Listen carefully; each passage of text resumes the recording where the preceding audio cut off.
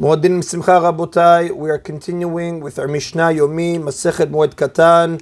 We are up to Perek Aleph, Mishnah Vav.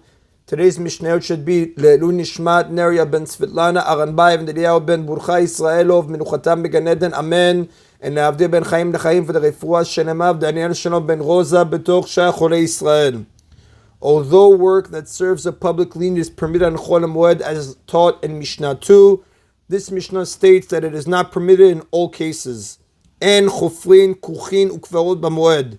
We may not dig new burial niches, which are graves in an underground cemetery, or build tombs, which is above ground burial chambers during Chol HaMoed, even though they serve a public need, because such construction requires great effort. Now, what is a burial niche? It was customary in those times to bury the dead in underground burial sites. They would dig out a large cave-like space under the ground and make cavities in the walls, each one large enough to hold a corpse. Now the Mishnah is referring to graves that are not needed for immediate use but are being prepared to be available when needed. The making of such graves is a public need, a tzoche rabim. But the Mishnah says we may not dig it because such construction requires great effort. If work that meets a public need requires great effort, it may not be done unless it is needed for the Yom Tov itself. Since constructing graves requires great effort, one may not construct them on Chol HaMoed for the use after the festival.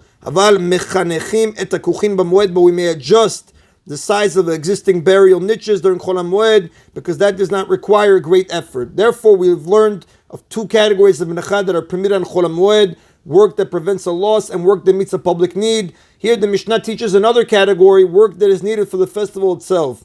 Ve'osin nivrechet b'moed. We may make a wash pan by digging a hole in the ground, which is a place to wash laundry during Chol HaMoed, because it will be used to wash clothes that will be worn on the festival, and it does not require great effort. Now, although laundering is normally prohibited on Chol HaMoed, even if it is needed for Yom Tov, our Mishnah refers to the exceptions to that rule listed in chapter 3 in Mishnah 1. We are also allowed to do melachan Chol HaMoed for the needs of the deceased. Now this refers to the immediate needs of the deceased, what we call tzoche hamet.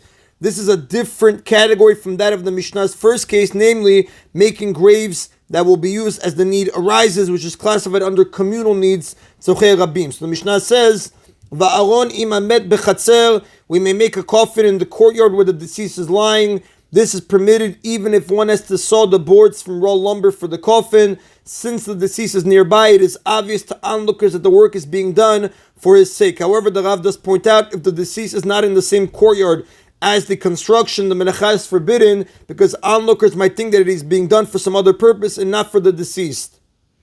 Rabbi Yehuda oser Elim ken yeshimon nisarim. Rabbi Yehuda, however, forbids making the coffin unless there are boards with them that were ready before Yom Tov. According to Rabbi Yehuda, sawing the boards on Chol HaMoed is prohibited because it requires great effort, and furthermore, it is relatively easy to find boards that have already been sawn. And the Rav does tell us, Venelechek Rabbi Yehuda, the Halakha does not follow the opinion of Rabbi Yehuda.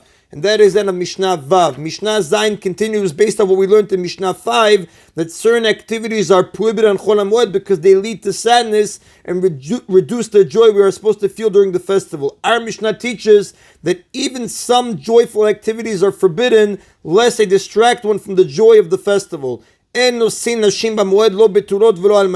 not marry women on Chol HaMoed, either virgins or widows.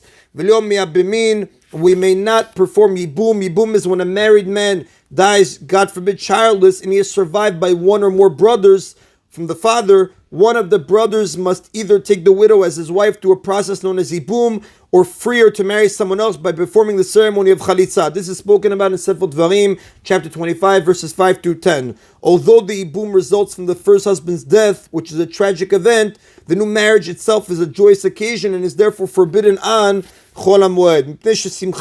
Because any of these ceremonies, like we said, marrying a woman, either a virgin or a widow, or performing yibum, is a source of joy to him. And the Torah says in Sefer Dvarim, chapter 16, Verse 14, V'samachta b'chagecha, you shall rejoice in your festival. The sages interpret this to mean that a person should rejoice only in the festival and not in marrying a new wife. Aval machaziru et gerushato, however, he may take back his divorced wife on Chol Moed. Since she is familiar to him, the joy is not as great as that of taking a new bride. Therefore, we are not concerned that the joy of the marriage will distract from the joy of the festival. Now, the Mishnah discusses whether a woman may do melachan Chol Moed for the purpose of grooming herself.